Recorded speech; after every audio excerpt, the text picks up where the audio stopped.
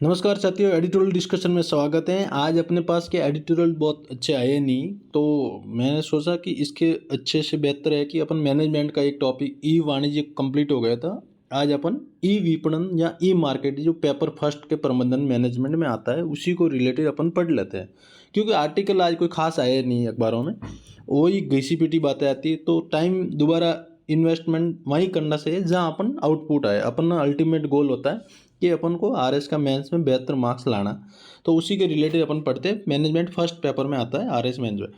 ये कहते हैं कि ई विपणन क्या होता है। भाई ई वाणिज्य तो ऑनलाइन घर बैठे आपने बुक किया, और यही एक ऑप्शन ई कॉमर्शियल की जगह ई मार्केटिंग आया मान लो। तो ई मार्केटिंग वह प्रक्रिया जिसमें उत्पाद या सेवाओं को डिजिटल के माध्यम जैसे सोशल मीडिया, वेबसाइट, ईमेल और मोबाइल ऐप आदि के द्वारा प्रसारित या बेचा जाता है। या तो ऐड दी जाती या उसको बेचा जाता है, उसको बोलते हैं ई मार्केटिंग। जहाँ खरीद जाता है, मान लो मैं खरीदने गया उस साइट पे अमेजोन पे, ये ई कॉमर्स में आ गया। क्या आ गया? ई कॉमर्स में। जैसे कि मान लो जो कोई रमेश बाबू ने चीज ऑनलाइन मार्केट में जाके खरीदा, मैंने कोई मोबाइल बुक किया अमेजोन पे जाके, वो मुझे डिलीवर किया, तो ये आता है ई विपणन, मतलब ई कॉमर्स में आता है। ई मार्केटिंग में क्या आता है? जो ई विपणन बोलते हैं उसके द्वारा एक वेबसाइट है, कोई मान लो सोशल मीडिया, वेबसाइट, ईमेल, वहाँ पे एक तो प्रसार किया जाता है विज्ञापन ऐड के माध्यम से, या फिर कंपनी बेचा जाता है, वहाँ खरीदा नहीं जाता। जैसे कोई भी विज्ञापन दे दिया और वहाँ पे कोई ऐड दे दिया, भाई ये शैम्पू इतने पुड़ी में आता है और आपको ये इतने में बेचा जाता है, तो आपने खरीद लिया। इसको बोलते हैं ई मार्केटिंग। और ई कॉमर्स में बिग लार्जेस्ट प्लेटफॉर्म मान लो या छोटा प्लेटफॉर्म मान लो, कोई मध्यम उद्योग मान लो, है ना, जैसे स्विगी है, जोमेटो है, अमेजोन है, वहाँ पे ये देखने को मिलता है। अब ये सोशल मीडिया के माध्यम से कोई ब्रांड है प्रसार होता है, तो ई मार्केटिंग में आता है। जैसे ई मार्केटिंग के मुख्य माध्यम क्या होता है, या टूल किट की बात की जाए या माध्यम की बात की जाए तो क्या होता है? पहला आता है सर्च इंजन ऑप्टिमाइजेशन। मतलब कि गूगल जैसे सर्च इंजन वेबसाइट पर अधिकतर वेबसाइट की दृश्यता बढ़ाने की तकनीकी के माध्यम से, ये क्या मतलब, आप वेबसाइट पे बहुत सर्च कर लेते हैं, सर्च इंजन वेबसाइट की दृश्यता बढ़ाने की तकनीकी चलाया गया है। दूसरा टूल किट या दूसरा माध्यम क्या होता है? सोशल मीडिया मार्केटिंग, जैसे फेसबुक, इंस्टाग्राम, यूट्यूब जैसे प्लेटफॉर्म पर ब्रांड प्रसार किया जाता है। जैसे आपको कोचिंग कोई पढ़ रहे हैं, यूट्यूब पे कोचिंग ले रहे हैं मान लो, और बीच में कोई ऐड आ गया, तो ये क्या है? सोशल मीडिया मार्केटिंग बोलते हैं इसको। तीसरा टूल किट या माध्यम, अगर आप एग्जाम पर्सन आए तो क्या लिखोगे? ईमेल मार्केटिंग, मतलब लक्षित ग्राहकों प्रसार, मतलब मेरे पसंदीदा ग्राहकों तक। तो कोई तंबाकू खाने वाला है तो मैं उसको तंबाकू के माध्यम का विज्ञापन भेजूंगा। जैसे मेरे पास कोई ओटीटी प्लेटफॉर्म पे कोई मूवी ढंग की देखने लायक है, तो मैं उसके पास मूवी का विज्ञापन भेजूंगा। तो मेरा क्या मकसद क्या है? टारगेटिंग, मतलब पर्सनल ईमेल करना। सोशल मीडिया पर बहुत सारे देख सकते हैं, जो फ्रेंड है वो भी देख सकते हैं, जो फॉलो नहीं है वो भी देख सकते हैं, लेकिन ईमेल के माध्यम में आप किसी को पर्सनल मैसेज कर रहे हो। चौथा पॉइंट आता है इन्फ्लुएंसर इन मार्केटिंग, मतलब सोशल मीडिया इन्फ्लुएंसर के माध्यम से उत्पाद का प्रसार करना। बहुत सारे आपको रील के प्रोडक्ट माध्यम से आपने देखा होगा कि वो बीच बीच में विज्ञापन देते हैं, ताकि आप इन्फ्लुएंसर के माध्यम से आप खरीद सकें। जैसे आप किसी का फैन है, अगर उसने कोई ऐड दे दिया है, तो ये सोशल मीडिया इन्फ्लुएंसर के माध्यम से ही उत्पाद का प्रसार किया जाता है। एप्लीटेड मार्केटिंग, मतलब अन्य वेबसाइट के जरिए प्रोडक्ट सेल कर कमीशन पाना। तो अगर कुल मिला की बात यही है मोटी मोटी, कि आपके टूल किट या माध्यम किसी के माध्यम से आप ई मार्केटिंग कर रहे हो, तो क्या क्या पॉइंट आएंगे? एक तो आएगा एसईओ, एक आएगा सोशल मीडिया मार्केटिंग, तीसरा आएगा ई मार्केटिंग, जो लक्षित ग्राहक है आपको, इसके अंदर ये बातें इस तरह याद रखनी। Influencer marketing, social media influencer के माध्यम से उत्पाद का प्रसार किया जाता है। एफिलिएटेड मार्केटिंग, अन्य वेबसाइट के जरिए प्रोडक्ट सेल और कमीशन की बात की जाए तो उसी के संदर्भ में ये समझाया जाता है। अब आगे चलते हैं। अगर ये मान ले डाटा की बात की जाए या ई मार्केटिंग के महत्वपूर्ण तथ्य की बात की, अभी वर्तमान में क्या है कि एआई का ज़माना आ गया, तो एआई के माध्यम पे बहुत सारा प्रसार होता है। अब लाभ की बात की जाए, लाभ क्या कह रहा है कि कम लागत के प्रसार के पारंपरिक विज्ञापन की तुलना में बेहद किफायती। पारंपरिक तो मतलब आपको एड था नहीं, डिजिटल था नहीं, तो प्रसार करना मुश्किल था, लागत ही बढ़ती थी। अब क्या होगा, एक विज्ञापन हज़ारों पेज पे पोस्ट हो जाती है, हज़ारों लोगों तक पहुंच हो जाती है। कितने 10 रुपये का विज्ञापन मान के चलो, यहाँ पेज बनाया आपने, एग्जाम्पल मानते हैं, तो कम लागत हुई ना, और समय की बचत हुई, ग्राहक तक पहुँच सुनिश्चित हुई। अब लक्षित ग्राहक, मैंने बोला ना, किसी ईमेल या जरिए पहुँचना। रुचि स्थान, किसी को तंबाकू खाना पसंद है, तंबाकू ऐड दे दो। किसी को नहाने के लिए साबुन कोई और ऐड को पसंद है, उसको वो ऐड दीजिए। किसी का पैलेस के स्तर पर पहुँचना है तो उस पैलेस के लोकेशन भेजिए। तो ये क्या है, लक्षित ग्राहक तक पहुँचना। उम्र, रुचि, स्थान आदि के अनुसार प्रसार संभव है। किसके माध्यम से? ई मार्केटिंग के माध्यम। तीसरा, हम लाभ की बात की जाए तो परिणाम का त्वरित विश्लेषण एनालिटिकल टूल्स द्वारा आरओआई और प्रदर्शन की निगरानी जरूरी है। जैसे कोई मान लो डाटा एनालिटिक्स किया जाता है रिसर्च के आधार पे कि भाई फलाना जगह पे इस गांव में या इस शहर में इस कॉलोनी में इस तरह का प्रोडक्ट ज़्यादा बिकता है, तो वो क्या करेगा, परिणाम के आधार पर विश्लेषण करेगा, एनालिटिक्स करेगा कि इस प्रोडक्ट को इस तरह बेचने से ज़्यादा मार्केट पसंद करते हैं, है ना। तो ये क्या, ई मार्केटिंग। सबसे बड़ी बात है कि 24 उपलब्ध होती है, और ई कॉमर्स में भी ये ज़्यादा उपलब्ध होती है, ई वाणिज्य में। कभी भी व कहीं भी उत्पाद की खरीद बिक्री संभव है इसमें। ब्रांड निर्माण में सहायक, निरंतर ऑनलाइन उपस्थिति से ब्रांड वैल्यू बनती है। कहने का मतलब यही है कि कम लागत, ठीक है, और अधिक ग्राहक तक पहुंच बनाना, हाँ, और परिणामों के आधार पे त्वरित विश्लेषण एनालिटिक्स करना है।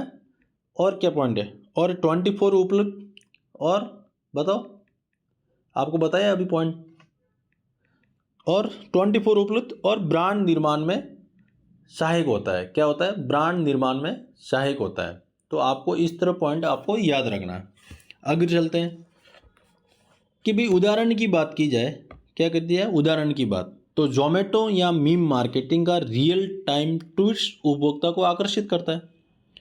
न्याय का अपना यूट्यूब ट्यूटोरियल या ब्यूटी इन्फ्लुएंसर के माध्यम से मार्केटिंग करता है।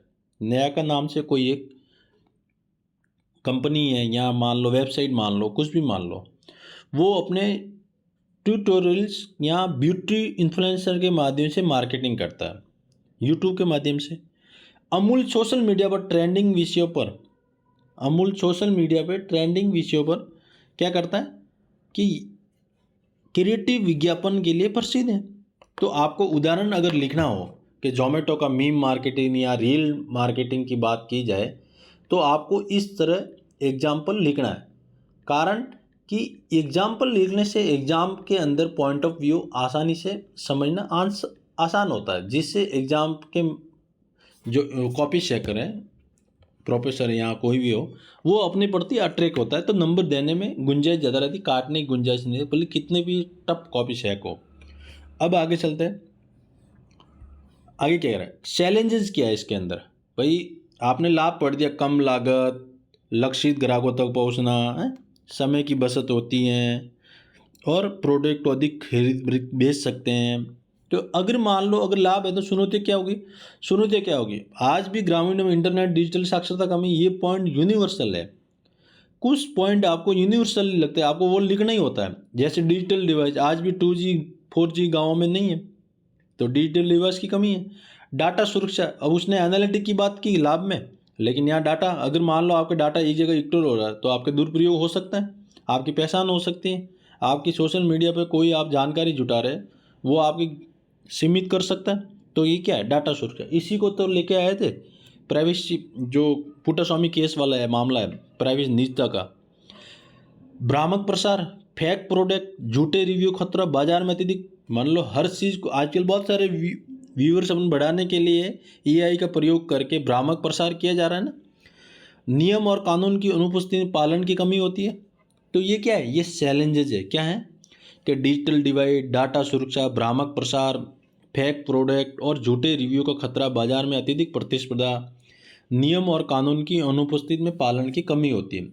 तो ये क्या है, चैलेंजेस है। तो आपको ये याद रखना। आगे चलते हैं, सरकारी प्रयास अगर पूछ ले वर्तमान में कि ई विपणन की वर्तमान में क्या सरकारी प्रयास है, तो आपको करंट अफेयर में 5 नंबर का प्रश्न आ जाए तो आपको इस तरह लिखना, जैसे डिजिटल इंडिया मिशन, भाई डिजिटल इंडिया मिशन का मकसद ही है डिजिटल साक्षरता, इंटरनेट पहुंच बढ़ाना, लोगों को ज़्यादा से ज़्यादा जोड़ना, ग्रामीण हो या शहर हो।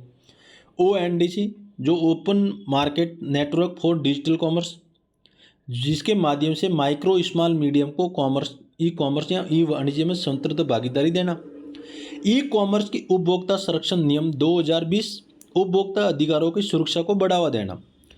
मिनिस्ट्री ऑफ इलेक्ट्रॉनिक जो मैती है मंत्रालय, उसके माध्यम से डिजिटल प्रशिक्षण, डिजिटल कौशल का संवर्धन जरूरी है। ये क्या है? डिजिटल प्रयास की बात हो रही है। स्टार्टअप इंडिया योजना या डिजिटल मार्केट को अपनाने हेतु नवाचार को बढ़ावा देना। ये है गवर्नमेंट एफर्ट, मतलब सरकारी प्रयास की बात की जा रही है। जैसे digital India, ONDC, e commerce उपभोक्ता संरक्षण नियम 2020, मैती मतलब के माध्यम से डिजिटल प्रशिक्षण या डिजिटल कौशल का संवर्धन, स्टार्टअप इंडिया योजना जैसे को मार्केटिंग को बढ़ावा देने से नवाचार को बढ़ावा देने के लिए काम में लिया जाता है। अब आगे चलते हैं। प्रश्नों की बात की जाए कि ई मार्केटिंग पारंपरिक विपणन की तुलना में आप लिख सकते हैं कि ये डिजिटल मार्केटिंग है, ये पुराने तरीके से होते थे, तो आपको इस तरह बांट के कॉलम में इस तरह प्रश्न लिखना है। ई मार्केटिंग में SEO फ्रंट, सर्च इंजन वाली अपन 2 नंबर प्रश्न पढ़ के आए कि वेबसाइट पे सर्च इंजन के माध्यम से पता लगा सकते हैं ब्रांड का, कंटेंट का है। अब ये प्रश्न देखो कितना शानदार है। ई कंटेंट की मार्केटिंग क्या होता है? ये क्या कहता है कि किसी ब्रांड की जागरूकता है, सोशल मीडिया के माध्यम से विज्ञापन के जरिए पता लगाना। तो ये होता, ये किस में आता है? ये कंटेंट मार्केटिंग में आता है। ब्रांड, विज्ञापन, जागरूकता है, ये क्या है? ये आता है ई कंटेंट के मार्केटिंग में या कंटेंट मार्केटिंग के अंतर्गत। 5 नंबर के मार्क्स में पर्सन की बात की जाए तो डिजिटल युग, ई मार्केटिंग प्रासंगिकता, आपको लाभ लिखना सारा है। भारत में ई मार्केटिंग को बढ़ावा देने सरकारी प्रयास, ONDC है, क्या क्या बढ़िया, ONDC डिजिटल साक्षरता मिशन जैसे अपन पढ़ते आ रहे हैं। वेबसाइट और ई मार्केटिंग प्रमुख तकनीकी SEO, वेबसाइट, सोशल मीडिया है, ये तरह पढ़ना। जैसे IT एक्ट 2020 किस में आएगा? सरकारी प्रयास में आएगा। ई मार्केटिंग के माध्यम से उपभोक्ता व्यवहार में परिवर्तन को स्पष्ट कीजिए। कंज्यूमर को व्यवहार में परिवर्तन कैसे आया? भाई जो कंज्यूमर पहले 3 दिन में खरीदारी करता था, मार्केट जाएंगे सोचता था, वो आज तत्काल ऑनलाइन बुक होने से 1 दिन में अगर आ रहा था, वो हाथों हाथ ही ले रहा। आकर्षित किया उसको, ग्राहक को, किसके? ई मार्केटिंग के माध्यम से। जो चीज़ अपन 7 दिन में लाते थे, सोचते थे, वो आज 1 घंटे में चीज़ ला रहे या 1 दिन में ला रहे, है ना। तो ये क्या है? ग्राहक को उपभोक्ता के व्यवहार में परिवर्तन किया, विश्वास दिलाया कि भाई वापस अगर खराब होता तो ऑनलाइन पे वापस बेच भी सकते हैं, ऑफलाइन दुकानदार भरोसा नहीं करता है। तो यही है। अब अपन पढ़ते हैं एक और, जो ई कॉमर्स और ई मार्केटिंग में अंतर किया है ना, ये सबसे बड़ा इंपॉर्टेंट है। अगर मान लो तुलनात्मक अध्ययन करने के लिए प्रश्न पूछ ले तो आपको किस याद रखना? पहला तो परिभाषा के आधार पर बताया जाए तो क्या होगी? परिभाषा यही है, ये तो रहेगा ई कॉमर्स, क्या रहेगा? ई कॉमर्स, और ये रहेगा ई मार्केटिंग। तो ध्यान से समझना, पॉइंट से लिखना जरूरी नहीं है, सुनना जरूरी है। परिभाषा क्या होता है कि उत्पाद और सेवाओं की ऑनलाइन खरीद और बिक्री की प्रक्रिया। ये किस में होता है? ई कॉमर्स में। खरीद और बिक्री ऑनलाइन किस में होता है? ये इसमें होता है, किस में? ई कॉमर्स में। ई मार्केटिंग की बात की जाए तो उत्पाद सेवाओं का ऑनलाइन प्रसार और मार्केटिंग करना। ये बड़े बड़े होर्डिंग, विज्ञापन जैसे ऐड देना, ये किसका काम है? ई मार्केटिंग। खरीद बिक्री का काम किसका है? ई कॉमर्स का। मुख्य उद्देश्य लेन देन पूरा करना, किसका? दूसरा पॉइंट है, मुख्य उद्देश्य क्या होता है? लेन देन पूरा करना, किसका? ई कॉमर्स का। ग्राहकों को आकर्षित करना, ब्रांड को बढ़ावा देना। ग्राहक को आकर्षित करना किसका काम है? ई मार्केटिंग। और ब्रांड को बढ़ावा देना। केंद्र बिंदु की बात करें, बिक्री की डिलीवरी, क्या होता है कि भाई बिक्री मेन है, फोकस है, उसकी डिलीवरी होनी चाहिए, है ना। और विज्ञापन प्रसार और ग्राहक की बात करें, विज्ञापन प्रसार और ग्राहक की बात की जाए, ये क्या होता है? केंद्र बिंदु होता है। उदाहरण में अमेजॉन, फ्लिपकार्ट और मैसो जैसे प्लेटफॉर्म है, किसके? ई कॉमर्स के। ई मार्केटिंग के भाई ई मार्केटिंग के जो विज्ञापन प्रसार क्या, ईमेल मार्केटिंग, गूगल एड्स, मैंने बोला ई मार्केटिंग लक्षित ग्राहक, उम्र, स्थान और पैलेस के आधार पे उसको लक्षित मैसेज करना, प्रसार करना विज्ञापन के माध्यम। गूगल एड्स सोशल मीडिया के प्रसार, उदाहरण की बात की जाए। और क्रिया ये आपको पता ही, ऑर्डर लेना करता, तो आपको मोटी एक तो परिभाषा याद रखनी, मुख्य उद्देश्य। देखो इस तरह प्रश्न आता है ना, तो हेडिंग के पॉइंट में आपको याद रखना ताकि लंबे टाइम याद रखते हैं। जैसे प्रसार, भी वहाँ तो विज्ञापन का प्रसार करना, यहाँ खरीद बिक्री होता है उत्पादों की सेवाओं की, किसकी, ई कॉमर्स में, वहाँ पे प्रसार होता है। दूसरा पॉइंट मुख्य उद्देश्य क्या होता है, लेन देन पूरा करना। ई मार्केटिंग में क्या होता है, ग्राहकों को आकर्षित करा, ब्रांड को बढ़ावा देना। केंद्र बिंदु क्या होता है, बिक्री की और डिलीवरी, किसके में, ई कॉमर्स के अंदर। और वहाँ पे क्या होता है, विज्ञापन प्रसार, ग्राहक और जुड़ाव को, ग्राहक को आकर्षित करना। उदाहरण जैसे अमेजॉन, फ्लिपकार्ट और जोमेटो या स्विगी और ले लो, या मैसो ले लो। वहाँ पे ईमेल मार्केटिंग, गूगल एड्स और सोशल मीडिया प्रसार के माध्यम से ई कॉमर्स और ई मार्केट का अंतर किया जाता है। अपन इस तरह बेसिक के साथ पूरा डिस्कशन किया, प्रश्न को आपको देख लिया। आप धीरे से इसको मौसम में रखिए, वापस ये पढ़ने के बाद पूरा क्वेश्चन कीजिए, अच्छे से क्वेश्चन दिए, एग्जाम के घुमाने लायक। और एग्जाम में बैठने के बाद अपन इस तरह प्रश्न अटेम्प्ट करने में हिचकिचाते हैं, तो अभी से प्रैक्टिस कीजिए। मिलते हैं नेक्स्ट एडिटोरियल डिस्कशन के साथ।